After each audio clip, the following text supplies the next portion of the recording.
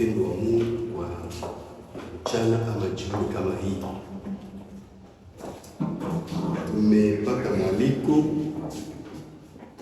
ya kufika hapa ili kwamba tupate gawanyana pamoja neno la Mungu. Kwa majina inaitika kwa jina la Barthelemy Mkenge. Ninakuwa baba na watoto wengi sana ambao ninaweza shindwa kusabia nikiwasabia hapa, lakini pia Mungu ametujalia neema, tumeongoza hii nafasi ambayo tunakusanyikia, na ilipendeza kamati itualike siku ya leo nasi tufike hapa. Ninakuwa mgeni humu, ni yangu ya mara kwanza kushiriki mikutano ya AP News. Ninawaona, ninawahudhuria kwa nyimbo tu, kwa kundi lao la kwaya, lakini kwa mikutano hivi hapana, sababu Mungu ni mwema.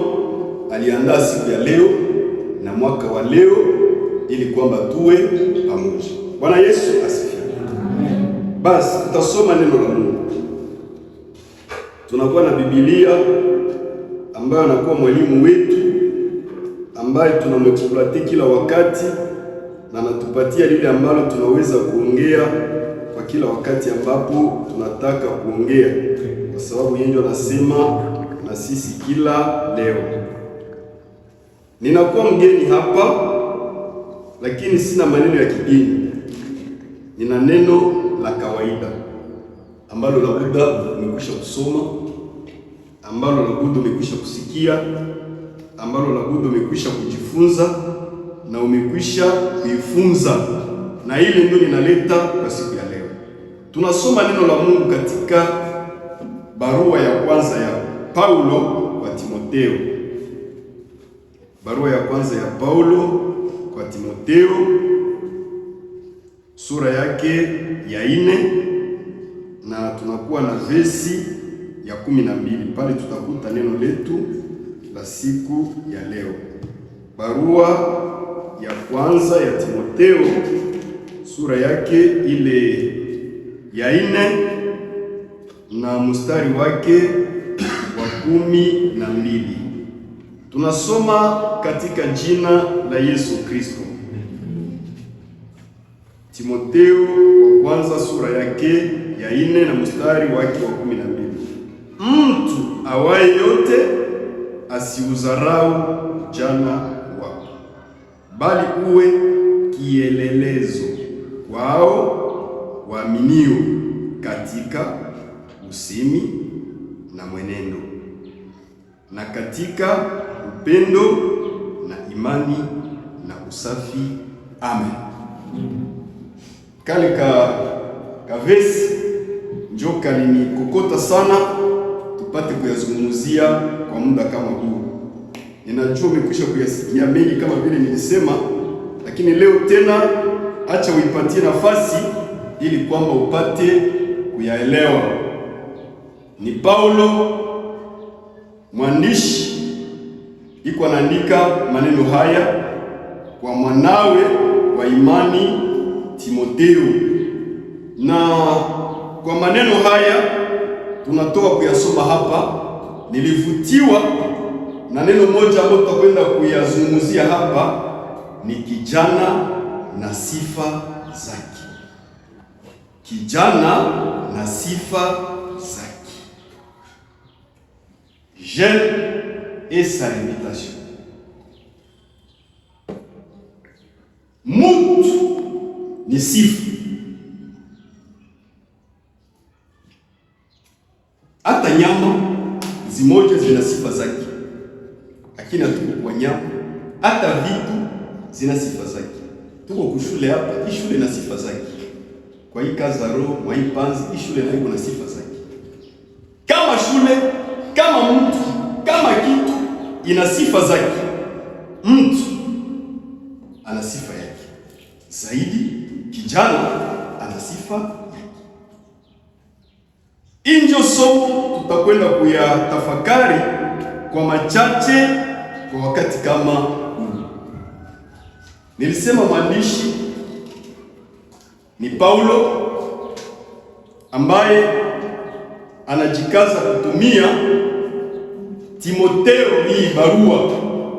Timotheo ambaye haiko mtoto wake alizaa, lakini mtoto yake mwenye anakumaza kimani. Ndio maana hata kama na sisi tuko humu, usikona msahau baba yako ama mama yako wa imani, kwa lengo moja, uzazi wa imani, ambaye anakupatia kila mara maneno ya kwenda mbinguni, anakupatia mashauri ya kwenda mbinguni. Anaweza kuwa ni baba yako mzazi, pia ni baba yako wa imani, haiyakuwa problemu, lakini usimsahau, kwa sababu huyu anazidia mengine anakupatia. Mimi mzazi wangu alikuwa ananiambia hivi, anasema kama mu maisha ya mtu muna watu wa kalite mbili. Kuna mtu anaweza kupatia msaada ya kitu, utaipokea na itakufalia, na kukole hana kitu, anakupatia msaada wa shauri, nayo itakufaidia zaidi kushinda ile vitu ulipata. Ndio maana baba anaweza kutufaidia kutuzaa na kutukomaza na kadhalika, lakini Mungu anatupatia maneno ya Mungu pia, anatusaidia mbali sana ili turizi uzima wa milele. Bwana Yesu atusaidie.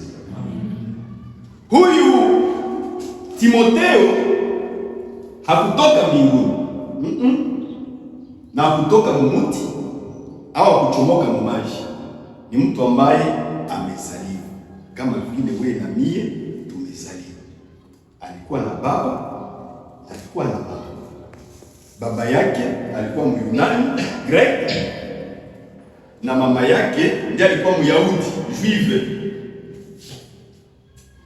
Alikuwa mtu wa kabila mbili, Myahudi mama na Myunani baba. Na kwa imani yake ni mama yake alimfunza maneno ya Mungu, pamoja kwa Kiswahili ambayo tunajua zaidi, tate yake au bibi ndio alimfunza maneno ya Mungu. Ni maneno nasema baba anaweza au mzazi anaweza kukuzae, lakini utapata maneno ya Mungu mwingine nafasi. Mama alishughulika kwa sababu yeye ndiye aliamini kumpatia maelekezo ya maneno ya Mungu. Baba alikuwa yake tu anashughulika kwa maisha yake, lakini mama yeye alijipaze sana na maneno ya Mungu, pamoja na tate yake walimpa maneno ya Mungu. Na huyu kijana akasikia, akayazingatia, akayaishi yale maneno. Biblia inatuambia kwamba huyu kijana akapata sifa nzuri, akashuhudiwa vizuri. Bwana Yesu tusaidie, kwa sababu tu balimwelekeza mwenjie niyeko sawa. Ndio maana tunasema kijana na sifa zake. Kijana anaweza kuwa na sifa nzuri au akuwe na sifa mbaya, yote ni sifa na yote anatembea nayo. Na huyu kijana ambaye tunasoma hapa Timotheo, naye amekuwa na hiyo sifa, isiyokuwa sifa mbaya, lakini ni sifa nzuri. Lengo la somo letu, kwa nini tumechagua somo hili? Ili kwamba tupate kuyazungumzia leo, ni kwamba kila kijana ambaye anajikuta hapa, angalie sifa zake ziko namna gani huko nje. Si kwamba huko kijana tunapumua, si kwamba huko kijana tunatembeaka, lakini pia uliza swali ya sifa zako. Ndio maana Yesu naye wakati iko na wanafunzi wake akaanza kuuliza, bwana, kule batu iko wananiita mie njoo nani? Sasa anatafuta sifa zake. Aishafanya kazi, iko anatafuta sifa zake. Wenyewe waliona iko nasema maneno ya kinabii, wakasema kule ni nabii Elia huyo. Wenyewe walilinganisha maneno yake na Yeremia, walisema naye kule kwa Yeremia ule na kadhalika. Alitafuta sifa zake. Kisha anauliza, na nyie ndio tunakula nao, ndio tunatembea nao, mnaniita mie ni nani? Tuko mshibote. Unaweza uliza, bwana, mnanionaka sifa zangu ziko hiyo. kuko mwenye atasema sifa yako inakuwaka hivi au sifa yako inakuwaka hivi, kwa sababu uko nje ndio sifa zako zinajulikana. Kumbe kila mmoja aangalie kujua sifa zake ziko namuna gani. Lengo la pili ni kujua ya kwamba sifa njema za mtu zinakuwa zinamtayarishia maisha ama zinashiriki maisha yake mazuri ya kesho. Sifa nzuri za mtu zinakuwa zinashiriki maisha yake mazuri ya kesho. Taleta mfano kidogo. Unaweza kuwa kijana unaajiriwa kikazi. Huko kijana unaajiriwa kikazi, sifa zako ndani ya kazi zinaweza permit kwa mkwara anakupatia nyingi kazi kwa sababu ya sifa tu zako nzuri. Lakini kama ni sifa mbaya watafanya atakutoa. Ndio maana tuangalie sifa zetu ziko namna gani kama vile kijana. Ni wengi katika Biblia ambao wanatuambia katika sifa zao tu walipata kibali. Tukimwona Daniel kwa ajili ya sifa zake wanamtia na kuwa waziri. Mtumwa, refugee, lakini juu ya sifa zake njema anapata wanamtia na kuwa waziri. Isitoshi, Yusufu ambaye alikuwa mtumwa, unajua mfanyakazi anapokea, mfanyakazi kuna dua kupata salary, lakini mtumwa hana kumpatia salary na hana ripoti. Lakini mtumwa juu ya sifa zake wanamwambia wewe utatawala nyumba yote. Si ajabu hiyo, juu ya sifa. Yona kijana usingechezesha sifa zake. Mimi naambiaka watu, unaweza nizarau kwingine kitu lakini usiguse sifa zangu. Sababu zile ndio zinanifanya kuwa mtu.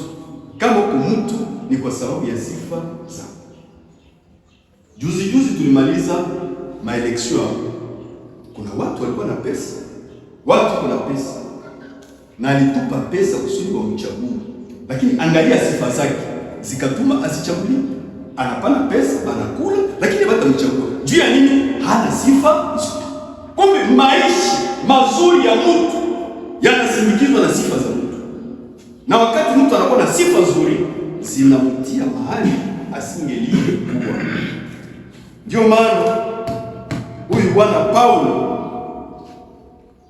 wakati anatembea anamkuta huyu Timotheo, akasikia habari za Timotheo zikamjenga sana. Akasema hapana, pamoja na watu ambao nitatembea nao sitamwacha Timotheo. Akamkamata Timotheo. Sifa ya Timotheo ikamtosha kule alikuwa mwamini, ikamsogeza pembeni ya Paulo. Akaendelea na sifa hizi kama vile kijana. Paulo akasema sitoshi, huyu sitamwacha hivi. Sifa alikuwa nazo na kisi alitembea, Paulo akamkamata na kuwa mchungaji. Bwana Yesu asifiwe sana. Si kijana ule ndiye anamwandikia maneno haya. Bwana, ninajua Yesu, lakini hata mtu mmoja asizarau ujana. Kijana uko hapa, jikazi, mtu asizarau ujana. Jikazi, vyovyote vile mtu asikuzarau, asizarau ujana wako. Lakini waipigie nini? Mikono. Bakutape jene ujana wako. Sifa unazokuwa nazo, basi kitie mikono. Hapana kuzarau. Njoo ule nani? Aseme njoo nini? Njoo ule nani? Aseme njoo nini? Haiko vizuri. Bwana Yesu atusaidie sana. Na sasa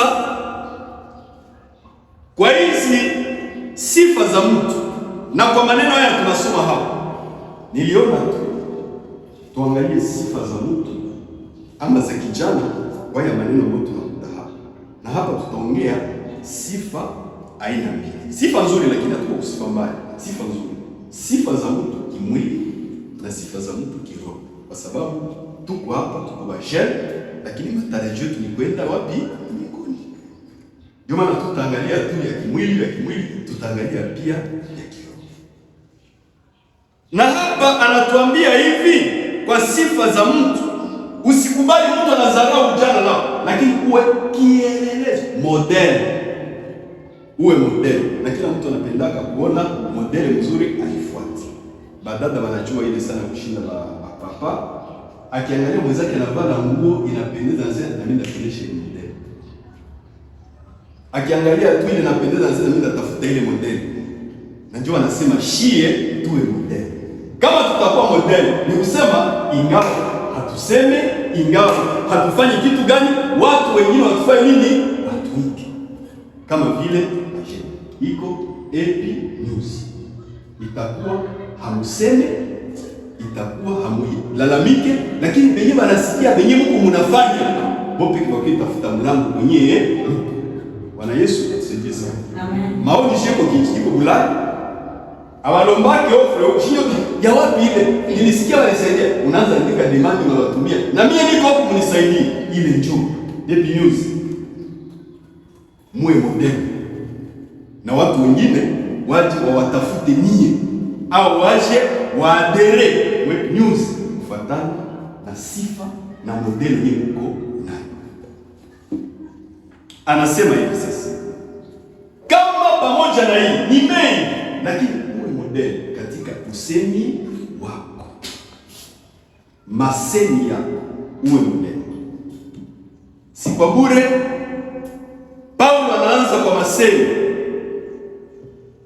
Anajua kwa kuvuta watu, na huyu ni mchungaji. Kwa kufanya mambo mengine itabidi afungule kinywa na aseme. Na ile masemi ndio yanatoka Mungu. Iwe modele kwa watu wote. Tuko basheni. Na tunatarajia kuoa au kuolewa. Maneno yanatoka mtumiwa yetu. Inaweza tuma tusiolewe au tuoe. Bwana Yesu asifiwe. Amen. Maneno tu yenyewe yanatoka mtumiwa yako. So kuna sema mtu atasema uli iko dogo. Mpitishie mbali. Maneno ya ule hasemaki kweli. Ule anakuwa tu mongo, umwangalilie mbali. Na anasema maneno yetu yawe maneno ya model. Ni maneno gani tunasimaka katikati ya wenzetu? Ndio maana wamoja wale wanajifunza Kifaransa wanasema mbele useme uzungurushe ulimi yako. Je, na inazunguka? Si kusema tu ile mbele useme utafakari kwanza. Hii inasema haitakwaza huyu. Sababu gani? Wakati ya kukontrole maneno yetu, maneno tunayoyasema inaweza bomola Fondation Epi News. Unasema, huyu anasema na fulani ashajwazia mule, na fulani ndawachia hapo kwa sababu nilikuwa tu hata haikuwa. Ule anachomoka ndani. Na kesho mwingine, na kesho mwingine, na mwenyewe ngekuja na taze. Achana na bali. Huko fulani mule anasemaka, masini. Lakini wakati tunakuwa na usemi wa mzuri, itakokota wengine kule nje. Mimi niko villageois, nataka mimi niishi Bukavu, niko villageois, niliishi kule kwa interior. Na kule wakati mwingine tulienda huko kuvua samaki kule maji. Muko zile samaki mchana hivi zinakufa wakati banaziita na sauti ya mtu iko inaita samaki kule mbali kule. Inasikia sauti. Na unaona samaki. Bwana Yesu tusaidie sana. Masemi yako itakokota wengine, wewe news. Masemi yako itatuma unavuta wengine kwa maisha yako, lakini hapana kuwa na masemi yako ya plasi. Biblia inatuambia hivi, mtu yule ambaye anataka kuiona siku njema, anatarajia ile siku njema, na azuie ulimi wake usifanye nini? Usiseme. Bwana Yesu asaidie. Kumbe tujue kusema kweli. Na Paulo yuko anasema mtu na mwingine mseme kweli Bwana. Uongo tena usitajwe katikati yenu. Kama unaenda kutumia sukutu wazi, hapana ndadragisha kutafuta chakula. Dragi tu kama kuwazi kuoa sawa, kama hiyo kwa wakati nyamaza, hapana kuna maneno nyeko deplace. Bwana Yesu tusaidie sana. Amen. Atutenda mbali tutakuwa usuni tukomboe Mungu. Jambo la pili anasema na mwenendo wako. Mwenendo wa kijana, basi kudharau juu ya mwenendo wako. Unajua vijana wengine wanawadharau tu juu ya tabia yake, wanakudharau, wanakuona si kitu juu ya tabia tu. Lakini Paulo anasema bwana, na mwenendo nao kumbe inabidi ujere mzuri. Kule nje juu ya mwenendo yako wanaweza kufanyia kitu, wanaweza kufanyia kampani. Unaona ile wakati wa zamani badala walikuwa naolewa juu ya mwenendo tu ya mfamilia, wanaangalia sasa wale jamaa badala ya mle wanatumikaka sana na mama wao wanatumika. Na kitu gani? Wewe angalia kwa mwanamke. Unashtukia papa na kasi bwana, niko na mbuzi yako naanza tia au utanipatia mwanamke. Nini mwenendo tu ilisababisha bafike mule baanze pia kuchungilia Mungu. Hata huyu dada naye mwenendo tu inaweza tuma jana na kuya anasema dada, mimi namuona hivi ana dragi usudi aone kama zapata naye mwenye atakuwa mpenzi wake. Hata nawe kama mwenendo yako itatuma basi kujali, anasema ule msimwone vile ule ndio anakuwaka vile. Haiko vizuri. Mwenendo wetu unafungwa na mambo mengi sana. Mwenendo wetu unafungwa na mambo mengi sana. Au hiyo pekee inaweza kuwa tu nini sije ya mwenendo. Lakini kwa machache tuangalie mwenendo wetu kuna namna gani. Ndio maana Mungu ndiye anatuambia tuangalie namna gani tunavyoenenda katika mwito wetu. Nikisema tuko na mwenendo ambao tunapaswa iga ili kwamba tufike siku moja kwa ufalme wa wapi? Kisha ile tuliona kuko pia na upendo. Na katika upendo. Upendo. Hapa kwa upendo tunakuwa na upendo yenye vertical. Inatoka juu, inashuka chini, inatoka chini, inaenda juu. Yohana 3:16 iko upendo inatoka chini, inatoka juu, inashuka chini. Kwa maana jinsi hii Mungu alianza penda ni yakapana. Kitu yangu alipenda. Lakini Yesu anakuja kutufundisha, anasema ndio zile amri na mimi nazifunga kwa mafungo, na ile ufungo ni upendo. Na ya kwanza ni nini? Umpende Bwana Mungu wako kwa moyo wako, kwa roho yako, kwa akili yako na kwa nguvu zako zote. Yesu unapendaka Mungu kwa nguvu yako. Naweza niambia unampenda kwa akili, naweza niambia unampenda kwa roho, lakini kwa nguvu. Na wewe ile nguvu nipatia Mungu. Nguvu yako somewhere ni yako tu, lakini upende kuipatia nani? Mungu wako. Anasema umpende pia kwa nguvu zako. Relation yako vertical. Inatoka kule na kuya na inatoka huko inaenda kwa Mungu. Jikaze kumpenda Mungu kwa akili zako. Umpende kwa moyo wako, kwa roho na kwa nguvu zako. Umpende ule Mungu apate faida kwa nguvu zako. Umuonyeshe kimatendo kama unampenda kwa nguvu zako. Bwana Yesu tusaidie. Amen. Kwa Mithali anasema na wapenda wale wanapenda. Akitupenda na sisi tunampenda, ndio pale kunakuwa reciprocal. Ndio relation symmetrique. Inaenda na inarudi. Na wapenda wale walipenda. Na kisha nasema akinitafuta sasa tafani. Amen. Tupende Mungu vertical. Lakini pia kuko horizontal. Horizontal ni upendo yangu na wewe. Anawageukia Yesu anasema mpende jirani yako kama vile nafsi yako. Yesu anajipenda, njoo upende mwenzako. Inakuwa relation vertical. Na huko Web News tunaalikwa kuwa na upendo ya vile. Kama tumekusanyika hivi ndani yetu, upendo ujai pale. Hapana unafiki. Unafiki haitajenga Web News. Upendo ndio utajenga Web News. Tupendane. Pendane na pamoja na upendo ambao sio na unafiki, epinuzi itachini. Upendo ule utapanuka. Nilikuwa hapa, nilifika nyuma, nasikia habari ya kusaidia. Njoo upendo. Kwenye kuwa upendo kuna huruma. Upendo nazaa nini? Huruma. Umpende jirani yako kama vile nafsi yako. Upendo unakuwa na nini? Na huruma. Na wakati upendo kuna huruma, njoo natenda sasa. Bwana Yesu atusaidie sana. Ukisoma Yohana 6, unaanza pale wakati Yesu anakulisha watu pale, anasema aliwahurumia. Jua alihurumia akatenda. Na kwa sababu mimi alikuwa nasoma hapa, anasema tunahurumia wale watoto, inabidi tutoe kwa ile kazi. Na matatizo ni kwamba kama mtu anatoa, usiangalie vile unatoa. Ukiangalia vile unatoa ufanye kitu. Badala wako hapo. Sawa, unajua kulomba chumvi. Nipe chumvi. Chumvi. Kwa furaha unakamata chumvi na pana.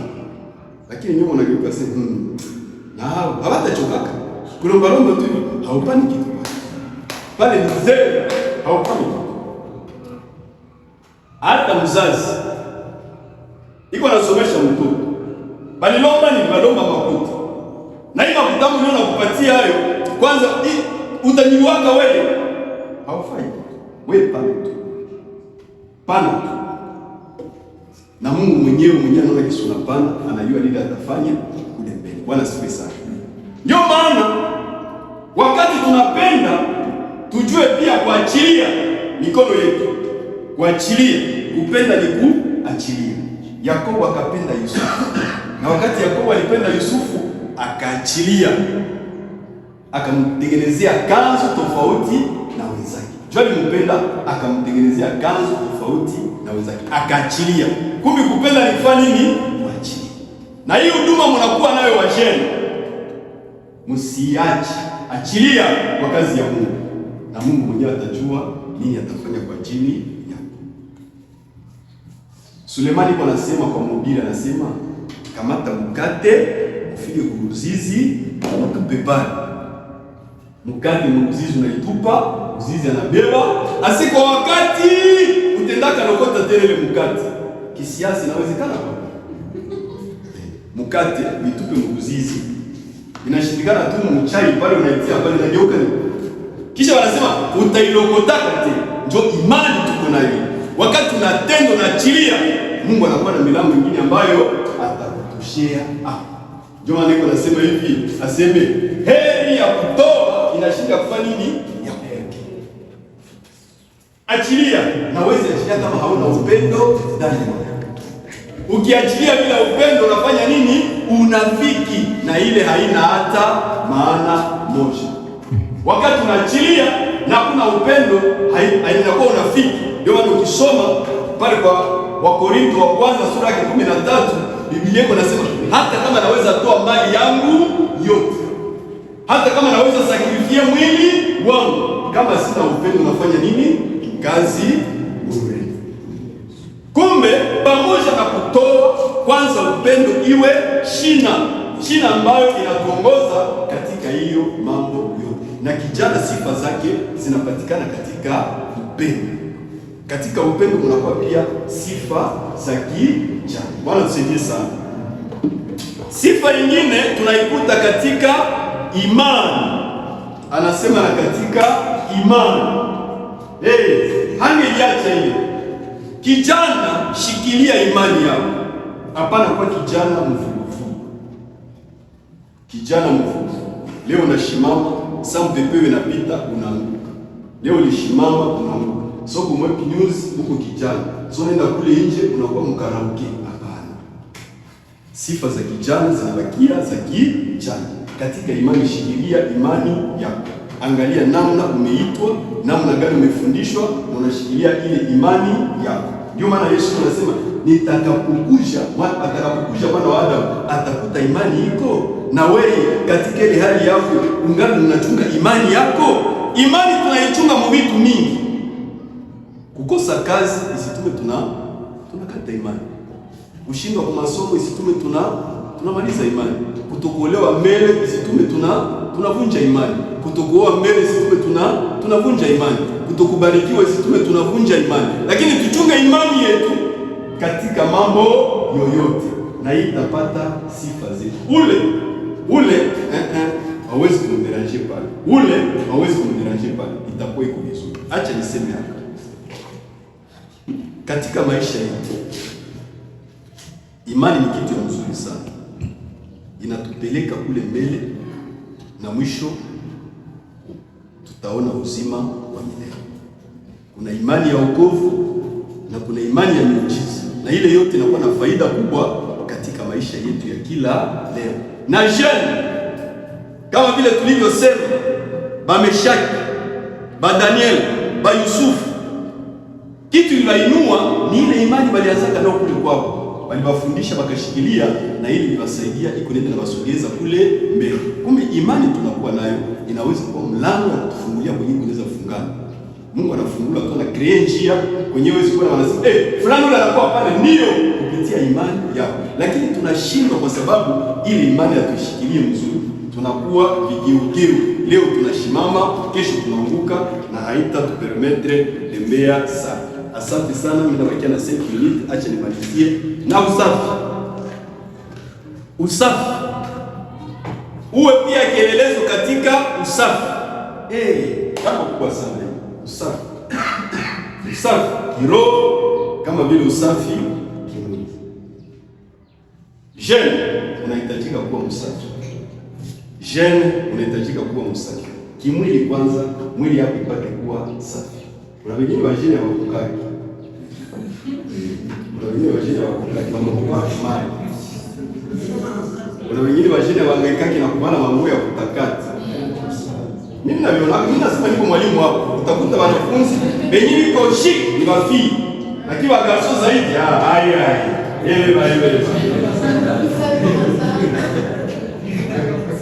lakini wanatualika tukue na usafi katika miili yetu. Usafi katika mavazi, tuwe na nini? Usafi. Mavazi yetu nayo yanahitajika kuwa safi. Hapana sasa kutoka tu. Kwanza mimi walikuwa wananiambia soko nachungulia. Hapana, angalia kule kwa barabara. Kwenda kama unafia uone imotereniko na vaa. Na gasikie nani kwa una gasoni imotereniko na vaa. Ndio utajua nani msafi. Unafika mambo unaona jinsi nyumba inapangwa ile saa. Hapana, ile wakati wanandewa ishatengeneza, hapana, shtukia tu. Ni kwa sababu nyumba nayo inahitajika kuwa na nini? Na usafi. Hata nafasi ya kulala, kitanda nayo inahitajika kuwa na nini? Na usafi. Sawa, kuna mwanangalia yako kule uliamka tu. Ni wewe ndio angalia kule uko nalala kule. Darasa ndio uko nalala zinafanana. Usafi inahitajika fasi yote. Nyumbani usafi. Vitu vyako vinapaswa kuwa safi. Ordre, panga vitu vyako kwa ordre. Mama wa desordre ni wewe. Papa wa desordre ni wewe. Haiko mzuri. Na mnyumba unakuwa makali kusudi basi kuseme hapo. Inabidi kuwe na usafi.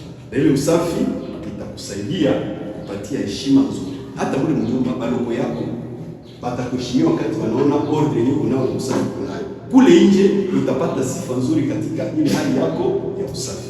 Na Mungu atubariki. Amen. Amen.